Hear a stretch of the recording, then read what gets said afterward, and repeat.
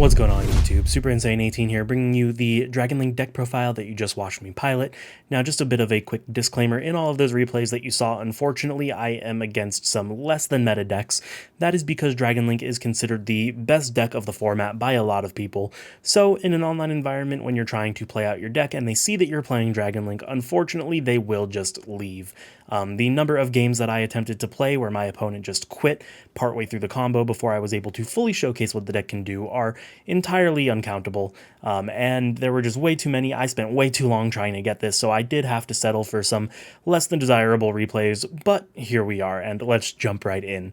Going to the power, I am going to give this deck a power rating of 9, and that is because there are some cards in this deck that are just so powerful your opponent not only can't get rid of them, but they can just push for an absolute ton of damage as well. Cards like Dragoon are notoriously hard to get rid of, as well as being able to push for a lot of damage with the fact that it can burn for the attack of whatever monsters it destroys, and that it gains 1,000 for every time it negates. Then you've got cards like Savage Dragon that are going to gain the attack of whatever's equipped to it, as well as Boral Sword, which can not only gain attack of whatever it attacks, but it can attack twice. So the deck is really strong, it can put out tons of damage, it can make some very threatening boards, and it does definitely deserve that rating of 9. Moving on to the consistency of the deck, we do have an 8, and the reason for that is because 8 out of 10 hands, you're probably going to be able to full combo. And then with the 2 remaining hands, I'd say 1, you're still able to put up a fairly decent board, while the other hand is unfortunately just a dead hand. You are playing quite a bit of bricks in this deck with the Dragoon package as well as the driver. Cards like the Red Eyes Darkness Metal and the Chaos Dragon Levianeer, opening them up without much else to go off of can also be pretty devastating as well, but 9 hands out of the 10 are incredibly playable, with one of those 9 being a not optimal board and the other 8 being the full combo. A consistency level of 8 definitely feels justifiable for this deck, and we are going to roll with it. Now, recovery is where this deck, or at the very least this variant of the deck, kind of falls short. This particular variant that I played does only get a recovery rating of 4, and the reason for that is once you've made your full board, if by some reason they are able to break your board, you don't really have many things that you can do. If you have a World Legacy Guard Dragon that you either top deck or kept in your hand, you can reborn something there. If you have like a Quick Launch or a Red Eyes Darkness Metal is probably the best one that you can have. You can recur your resources, get more resources out on the board, but you did use a majority, if not all, of your extra deck, and there isn't really much left to do.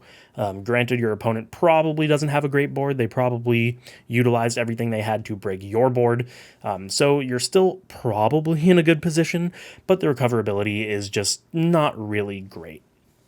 Now, there are variants of this deck that do have a much better time when it comes to recovery, and I will put a build on the screen now. What you're looking at is the first place Remote Duel Invitational build. It was piloted by Asala, and there are some cards in here that do allow you to recover a bit better, as well as the fact that its main combo doesn't go as hard as the main combo for my variant, and therefore you still have a lot of your extra deck left to work with. With this build, you do have cards like Chambered Dragon Maid, which allow you to get the trap card Dragon Maid Tidying, which is essentially a pseudo monster reborn. And the fact that you don't go all out with your extra deck, you do have things left to kind of go into after you are able to get that reborn on the field and continue to recover. But that being said, with this particular variant, all things considered, it will get an overall rating of 7. But that is not all. We do have some notable cards to talk about, and we did already talk about a couple of them, the Dragon Maid cards, but there is a third Dragon Maid card that is worth mentioning. So while we do have Chamber Dragon Maid as a notable card, and we have Tidying as a notable card, the third one is Dragon Maid Hospitality, which literally is just a monster reborn for Dragon Maid cards. Now, if you are playing the Chamber Dragon Maid version, I would recommend probably splashing just one of this into your deck, and the reason is that it turns Chamber Dragon Maid into a 1-card combo. You don't need any other extenders. What you can do is you normal the Chamber Dragon Maid, search for the Hospitality, link the Chamber Dragon Maid into Striker Dragon, and then you can reborn the Chamber Dragon Maid with Hospitality, and all you need is 2 dragons for your combo, so it lets you go off. And it does, like I said, add a little bit more recovery into the mix, having the Dragon Maid cards, so they're definitely worth mentioning. The third notable card is Rocket Synchron. This adds a little bit of recovery into your deck. On summon, normal summon actually, you can target a level 5 or higher dark dragon in your graveyard and special summon it, but negate its effects.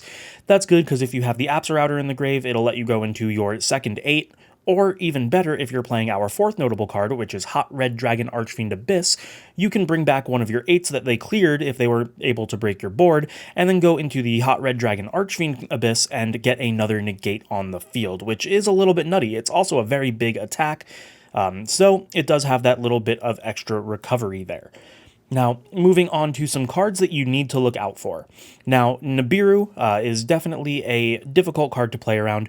We did have the last combo in the video that wasn't against anybody show off how you can play around the Nibiru by making the Heretic Link Monster very early in your combo.